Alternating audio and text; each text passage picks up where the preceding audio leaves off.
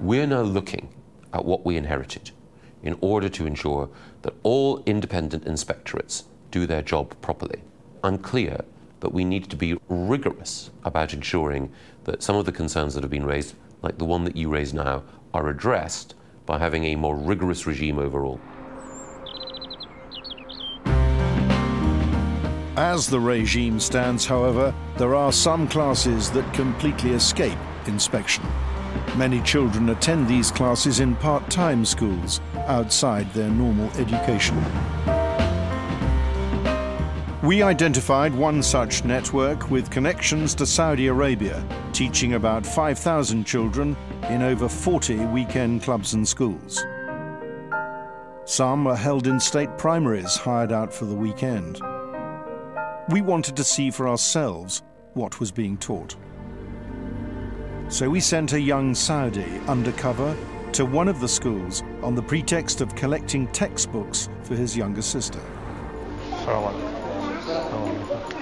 لو سمحت لي بعض الكتب حق ثاني اول ثانوي اول ثانوي ما وجدت؟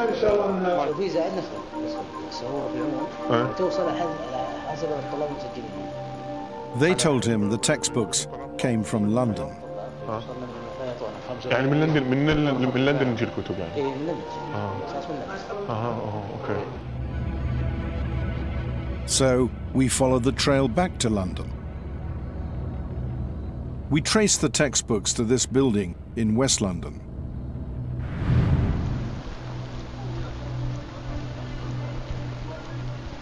Inside the building, there were boxes of books stacked everywhere. بس عندنا بعض كتب ناقصين سجلتها الاسبوع الماضي ناقصين دين بس. حديث وفقه وتوحيد واملاء. Our researcher was led to a storeroom where shelves were full of textbooks.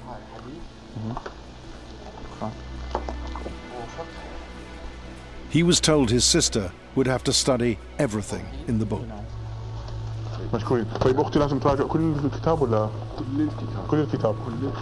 The books turned out to be the official Saudi national curriculum. The ones we got were for 12 to 13-year-olds. There is a hadith that says that the Jews were cursed by God. They also say here that the Jews, they look like monkeys and pigs. Jews look like monkeys and pigs. Yeah. It actually says that. Yeah. That's what it means. Yeah. Other parts of the book ask children to list what it describes as the reprehensible qualities of the Jews. One Saudi now living in America grew up with the curriculum. The effect of these textbooks on the minds of young people is tremendous. You have 12 years of education that teaches the student to hate basically and practically everyone else, be they Jews, Christians, and other Muslims, to believe that the world is divided into two camps, the camps of the Muslims and the camps of the other, the infidel, the enemy. Saudi officials often complain that these are Quranic passages taken out of their historical context. So we showed the lesson to an academic known internationally for his expertise on the Quran. Is it wise to draw the attention of children to these passages?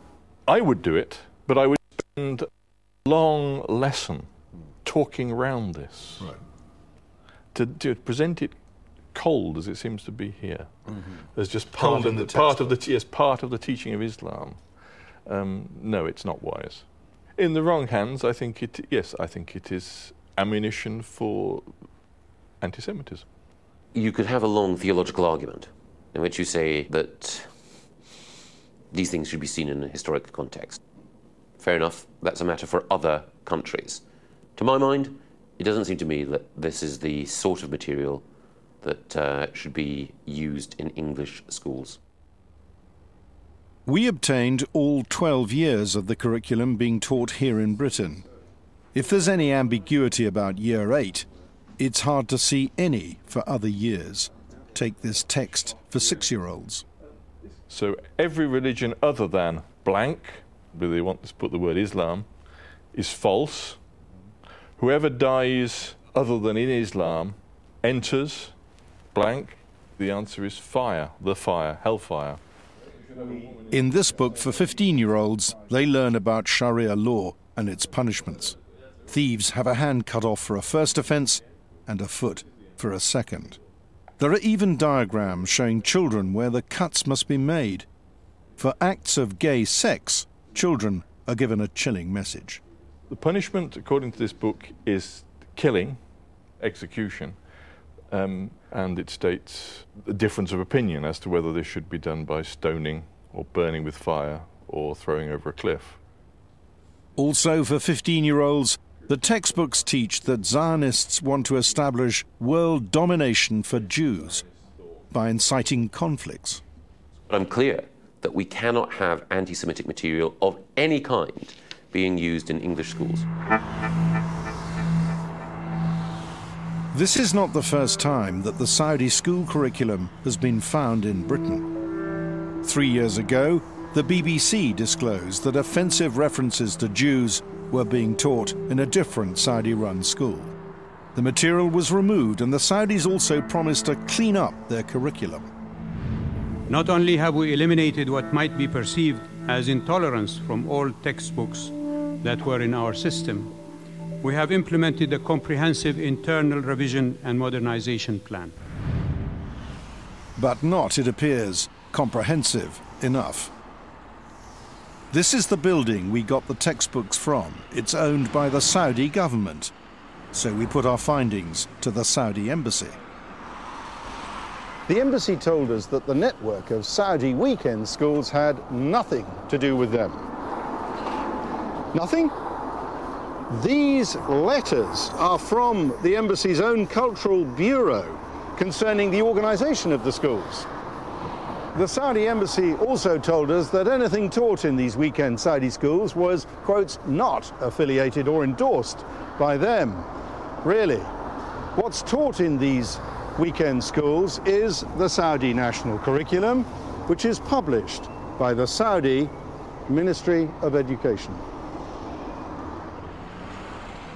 And when we spoke to a director of the Saudi school network, he confirmed that the Saudi Cultural Bureau, which is part of the Saudi embassy, has authority over all Saudi part-time schools. Regulators are now looking at closing this inspection loophole. Ofsted are doing some work in this area. They'll be reporting to me shortly about how we can ensure that part-time provision is better registered and better inspected in the future.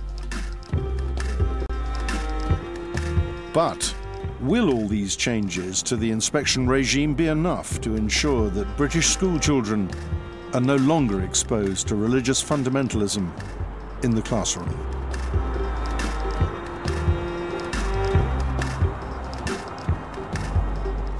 John Ware reporting there. Well, the government says it is worried that a lack of integration in schools could be radicalising some young people, and it's planning to review the overall strategy on extremism to try and work out how to stop this from happening. There's more on this story on our website. Next week, in the run-up to the 2018 World Cup vote, we investigate FIFA. More new drama from Jimmy McGovern next here on BBC One. Mackenzie Crook stars in Frankie's story in episode 2 of Accused.